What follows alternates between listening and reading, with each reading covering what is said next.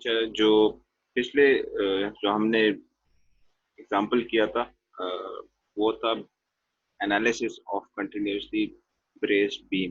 ठीक है। इस पर्टिकुलरली लेक्चर में हम ये डिज़ाइन करेंगे और देखेंगे कि कौन कौन सी कंडीशन हमारे पास आती है, तो उसके अगेंस्ट फिर हम उसको डिज़ाइन करेंगे। अच्छा, तो पिछले लेक्चर में जो टेबल 3-2 हमने यूज़ किया था डिज़ाइन कोड का 3-2 ZX टेबल, उसमें पर्टिकुलरली हम एक सेक्शन के अगेंस्ट वैल्यू पिक करते थे और वो वैल्यू हम देख रहे होते थे कि P B M P X की वैल्यू क्या आती है, जो सेक्शन रिक्वायरमेंट होती थी वो उसके मुताबिक हम पिक करते थे। अच्छा, अब इस पर्टिकुलरली जो डिज़ाइन एग्जांपल्स होंगे उसमें हम क्या करेंगे। अच्छा, एक और चीज़ यहाँ पे जो नोट करने वाली है, यहाँ पे जो बोल्डेड सेक्शन जो है, जो बोल्ड हुए हैं, इसका मतलब ये है कि ये जो है सबसे लाइट सेक्शन है। इन पर्टिकुलरली प्रॉपर्टीज को देखते हुए इन्होंने एक मोस्ट इकोनॉमिकल सेक्शंस जो है कोड वालों ने सारे हाईलाइट किए हुए हैं या बोल्ड किए हुए हैं। ठीक है, तो इसको हम इकोनॉमिक सेक्शंस भी कभी कभी बोलते हैं। ठीक है। अच्छा, recall that we can use table 3-2 to look up the capacity for continuously braced beams. For continuously braced beams, Mn is equal to Mp is equal to Fy into Zx. हम क्या करते थे, Fy तो हमें given होता था, Zx की value मालूम करते थे सेक्शन के लिए और डायरेक्ट प्लास्टिक मोमेंट कैलकुलेट कर लेते थे या प्लास्टिक मोमेंट कैपेसिटी कैलकुलेट कर लेते थे। अच्छा, बोल्ड सेक्शंस के बारे में तो मैंने बता दिया कि जो बोल्ड सेक्शंस है वो lightest section in that group होता है। ठीक है, इसके साथ साथ इसको इकोनॉमी सेक्शंस भी बोलते हैं। और हमने ये सेक्शन डिज़ाइन के लिए भी इस्तेमाल करना है। इसके अलावा टेबल 3-3 जो कि पिछले पर्टिकुलर एग्जांपल में हमने नहीं यूज़ किया था, इस एग्जांपल में शायद हमें यूज़ करना पड़ जाए क्योंकि अच्छा, और ये टेबल है क्या, ये बेसिकली आपके लिए जो आई एक्स की वैल्यूज है उस पे इन्होंने इसको सॉर्ट किया हुआ है, अरेंज किया हुआ है उसके मुताबिक। और ये एक्चुअली कब हम यूज करते हैं, जब हमारे डिफ्लेक्शन क्राइटेरिया या डिफ्लेक्शन रिक्वायरमेंट्स पूरी नहीं होती। डिफ्लेक्शन, जी अदनान,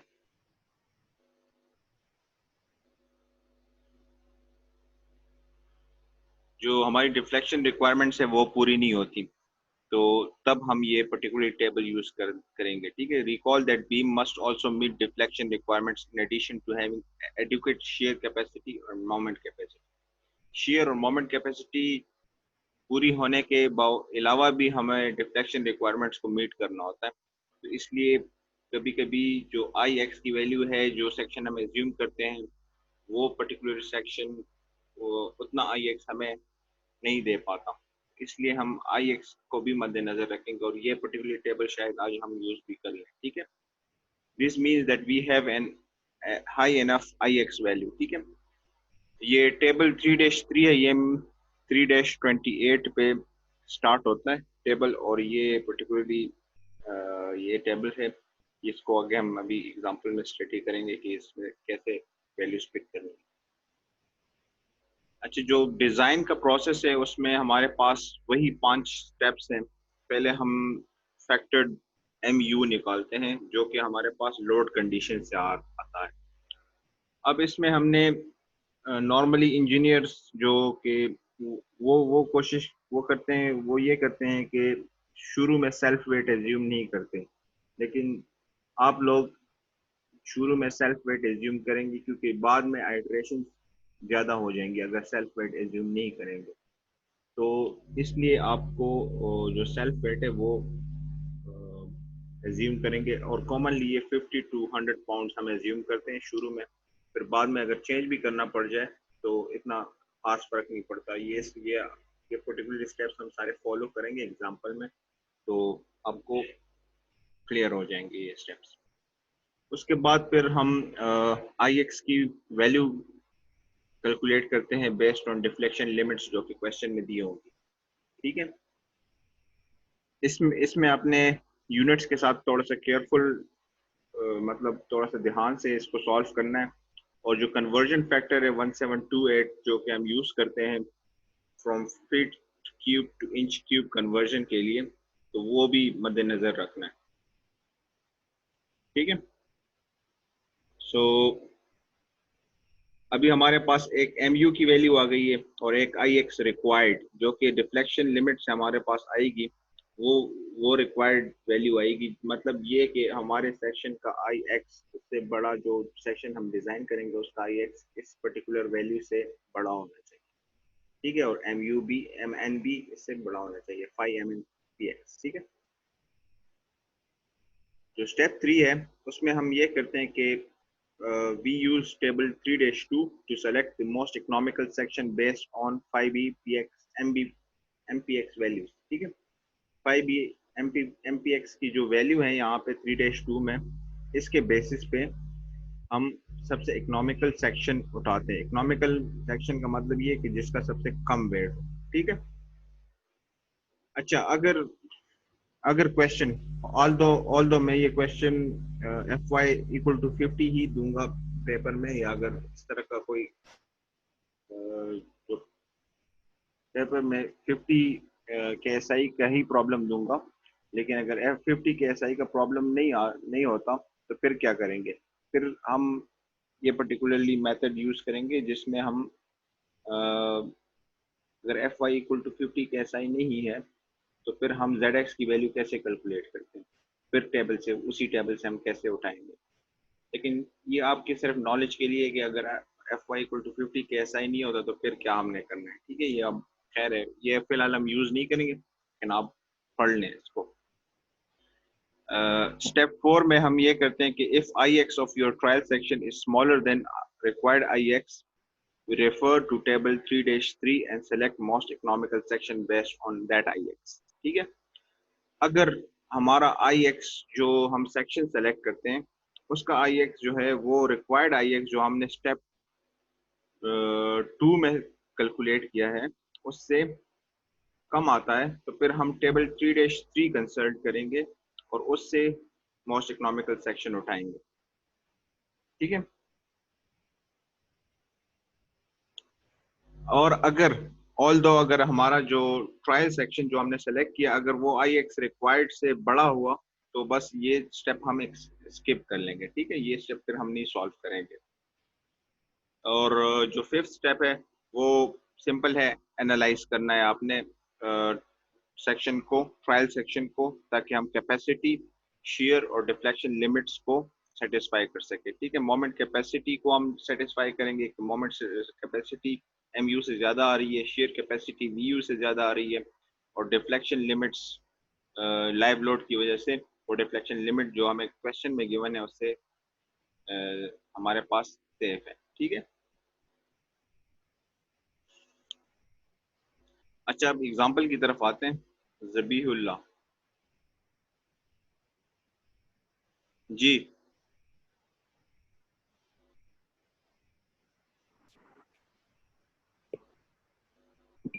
जबीहुल्लाह कुछ कह रहे थे आप?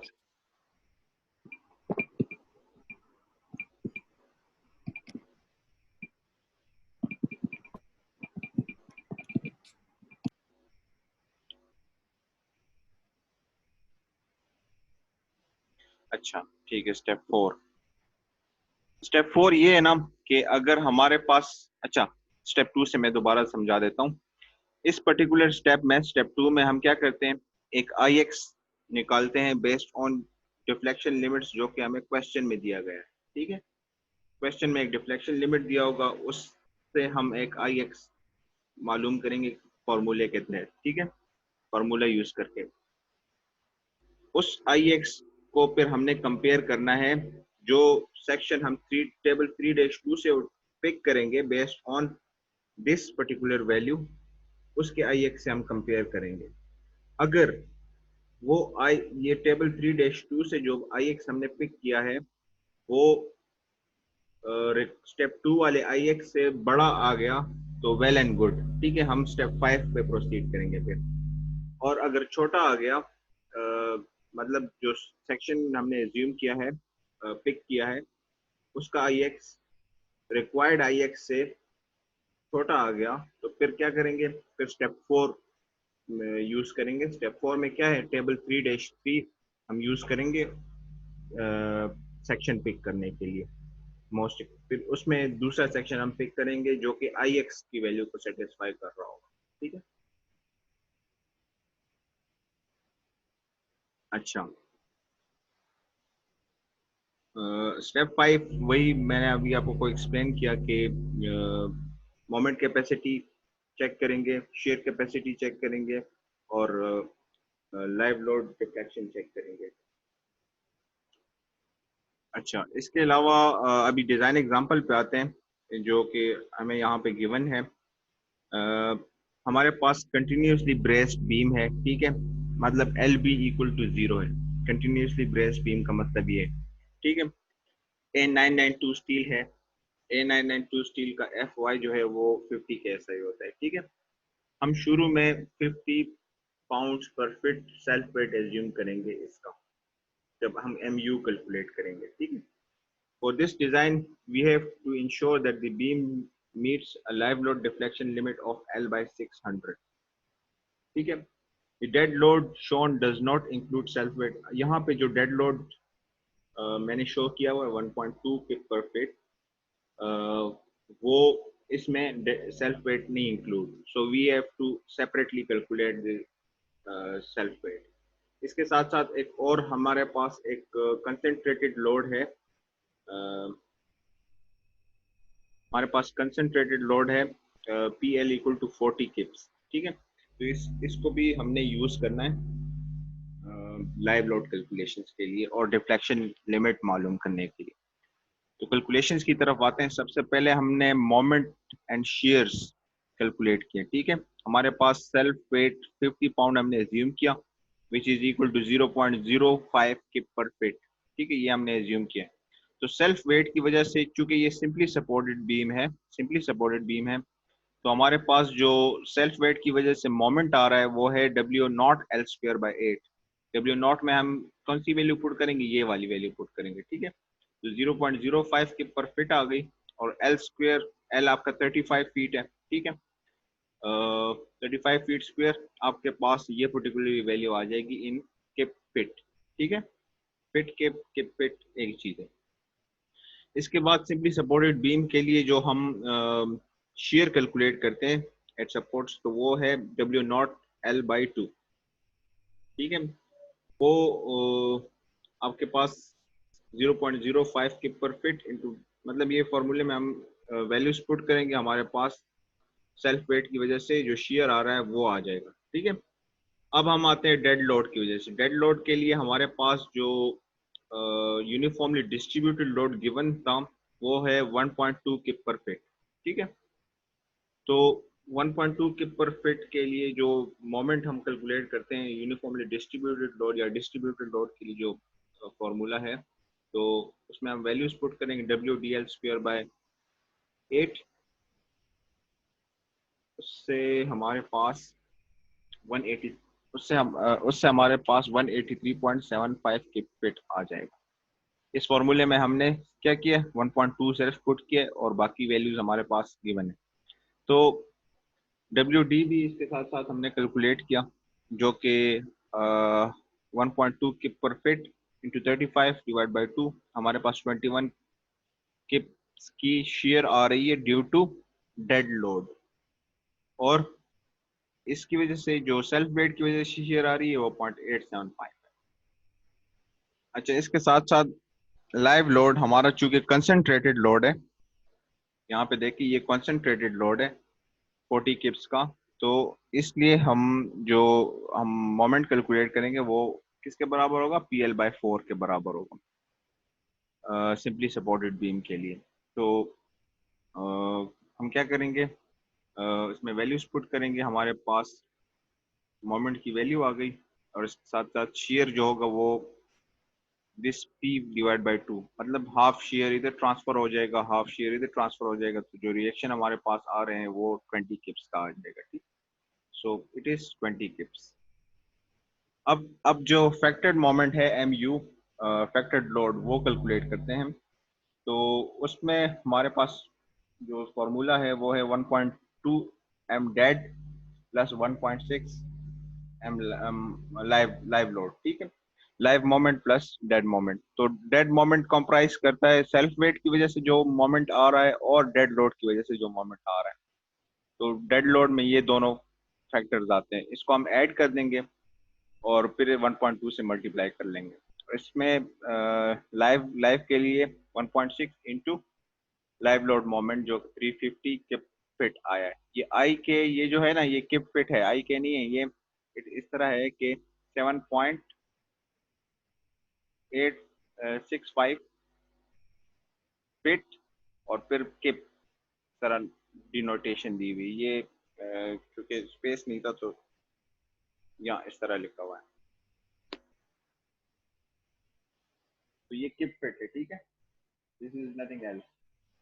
तो जो हमारे पास फैक्टर्ड मोमेंट आया वो 789.69 किप फीट आया, ठीक है। अच्छा, और इसके बाद हम शेयर कैलकुलेट करेंगे। शेयर कैलकुलेट कर में वही फार्मूला यूज होगा जो डेड लोड के लिए शेयर है, वो कंबाइन करके 1.2 से मल्टीप्लाई कर लेंगे और लाइव लोड के शेयर 1.6 से मल्टीप्लाई कर लेंगे। तो हमारे पास शेयर जो है वो ये आ गया, वी। नॉर्मली जो बीम्स हम डिजाइन करते हैं स्टील के लिए, उसमें share capacity is not a big problem. Beams जो स्ट्रक्चरल बीम्स हैं, ठीक है। लेकिन जब हम ब्रिजेस में जाएंगे, स्टील ब्रिजेस का जो पोर्शन होता है उसमें ये शेयर काफी मैटर करता है और उसमें ये सिग्निफिकेंट होते हैं, ठीक है। लेकिन यहाँ पे जो हम फिलहाल स्ट्रक्चरल डिजाइन पढ़ रहे हैं, ब्रिज डिजाइन तो नहीं पढ़ रहे हैं, तो शेयर एक, मतलब आपको एक टिप दे रहा हूँ कि जो शेयर है आपके पास मोर और लेस हर दफा सेटिस्फाई करेगी। अच्छा, अब आते हैं IX की तरफ, ठीक है। यहाँ ये वाला पर्टिकुलर टेबल मैंने यूज किया था, जो ऊपर हम जो लोड्स कैलकुलेट कर रहे थे, जो भी सिनेरियो था। ये जो IX है वो हम कैलकुलेट करेंगे और जो लिमिट है वो, चूंकि हमारे पास लाइव लोड के लिए ये लिमिट आती है, लाइव लोड डिफ्लेक्शन के लिए। तो जो हमें लिमिट गिवन है वो ये L/600।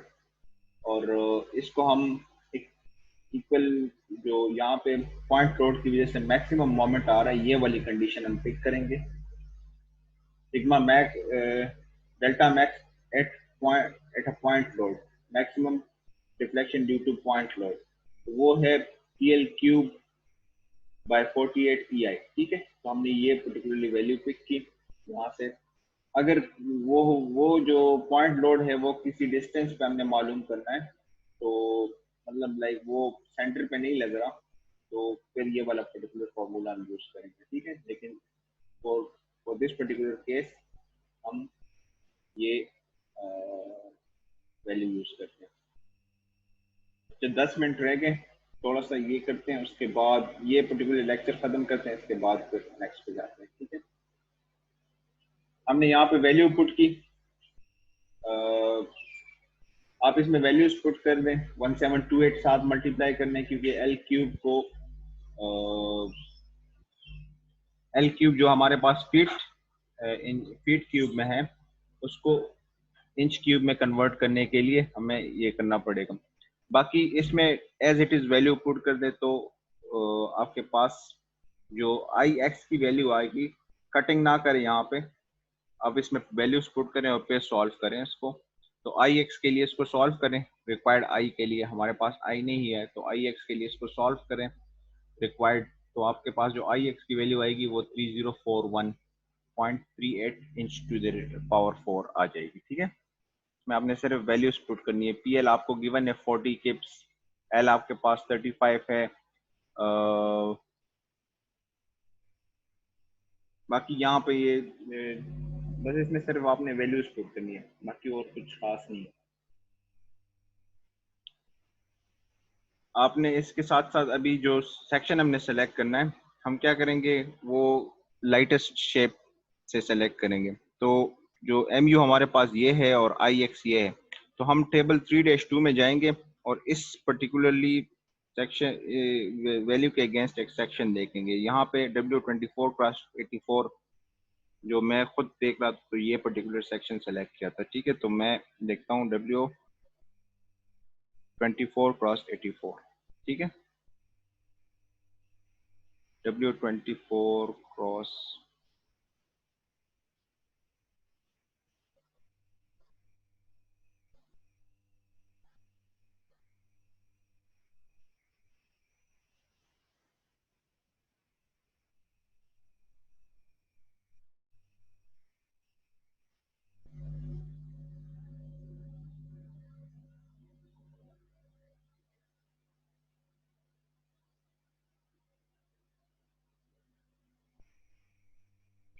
ये रहा।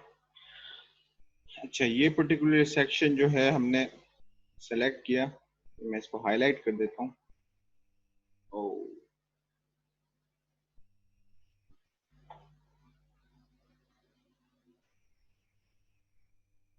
अच्छा, तो ये पर्टिकुलर सेक्शन हमने सेलेक्ट किया, उसका जेड एक्स ये है।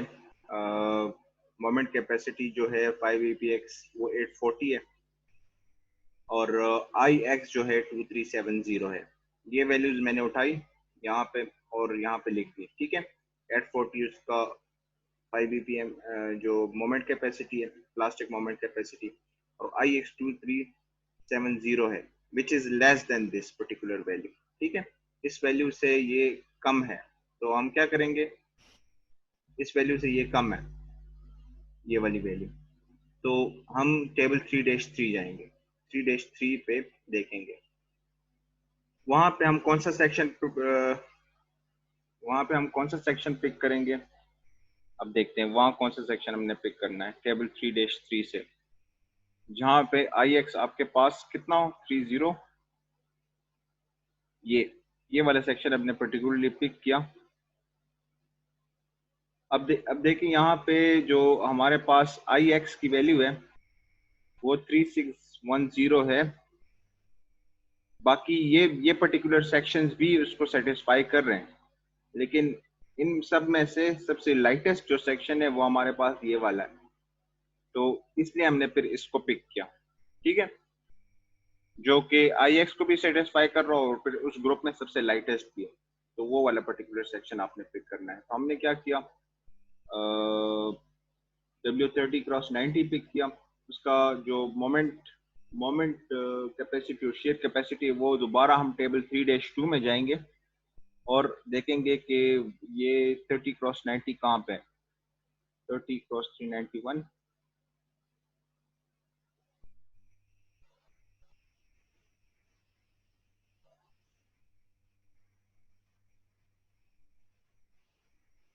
ये रहा। ये 30/90 हमारे पास जो सेक्शन है वो ये मैं हाईलाइट कर देता हूँ इसको ताकि आपको नजर आए क्लियरली।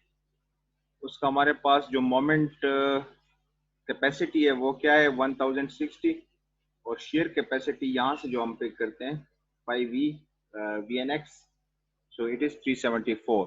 ठीक है, तो ये पर्टिकुलर वैल्यूज हमने पिक की और इसको कंपेयर करते हैं। हाँ, ये 769 जो भी वैल्यू 789.69 से ये बड़ी वैल्यू है, so it does satisfy the strength requirement. Yes, moment requirement complete करता है, शेयर रिक्वायरमेंट भी कंप्लीट करता है, क्योंकि शेयर हमारे पास जो वी यू आया था वो था 58 समथिंग। ठीक है, 58 किप्स आया था। 374 is much much bigger than 58, तो ये वो क्राइटेरिया भी सेटिस्फाई करता है। और डिफ्लेक्शन क्राइटेरिया भी जो रिक्वायर्ड आई था, उससे हमारे पास आई एक्स की वैल्यू हमने बड़ी ले ली, तो ये तीनों क्राइटेरिया इसने सेटिस्फाई कर लिया। अब जो स्टेप 5 है, उस उसमें देखते हैं कि क्या होता है। शुरू में हमने जो सेल्फ वेट एज्यूम किया था वो था 50 पाउंड्स पर फीट, लेकिन एक्चुअल हमारे पास 90 पाउंड्स पर फीट आ गया। तो हम इसमें वो जो एम नॉट जो सेल्फ वेट की वजह से मोमेंट आ रहा है उसको दोबारा रिकैलकुलेट करते हैं और देखते हैं। तो हमारे पास जो इंक्रीज्ड सेल्फ वेट की वजह से जो इंक्रीज मोमेंट आ गया वो 797 आ गया और शेयर 59 बन गया, ठीक है। तो और ये स्टिल इट डज सेटिस्फाई, जो हमारा सेक्शन हमने सेलेक्ट किया है वो ठीक है, ठीक है। तो हम W30x90 सेक्शन यूज करेंगे इस पर्टिकुलरली लोडिंग कंडीशन के लिए, और ये लोडिंग कंडीशन भी सेटिस्फाई कर रहा है और डिफ्लेक्शन क्राइटेरिया भी सेटिस्फाई कर रहा है। अगर किसी के क्वेश्चंस हो तो अभी पूछ लें। नेक्स्ट सेक्शन मैं स्टार्ट कर रहा हूँ और ये पर्टिकुलर अटेंडेंस मैं भी ले रहा हूँ। अली रजा है, अली रजा, अली रजा काइंडली अटेंडेंस जरा ले लो तुम भी। मैंने ली है लेकिन वो तब कम लोग थे।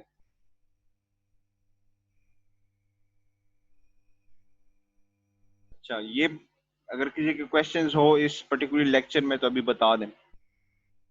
इसके बाद नया टॉपिक स्टार्ट हो रहा है। ये यहाँ पे आपका जो कंटिन्यूसली ब्रेस्ड फ्रेम है उसका टॉपिक कवर हो गया आपका।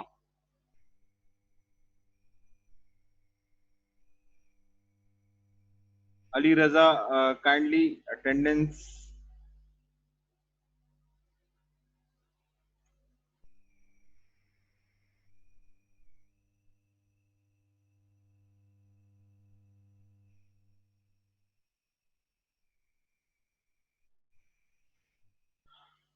अच्छा, हमारे पास 2 मिनट है। 2 मिनट में जो सवाल पूछना चाहें तो काइंडली पूछ लें। इसके बाद नेक्स्ट सेशन में स्टार्ट कर रहा हूँ, बल्कि मैं खुद ही ले लेता हूँ अटेंडेंस। प्रिंस स्क्रीन, करामत खान।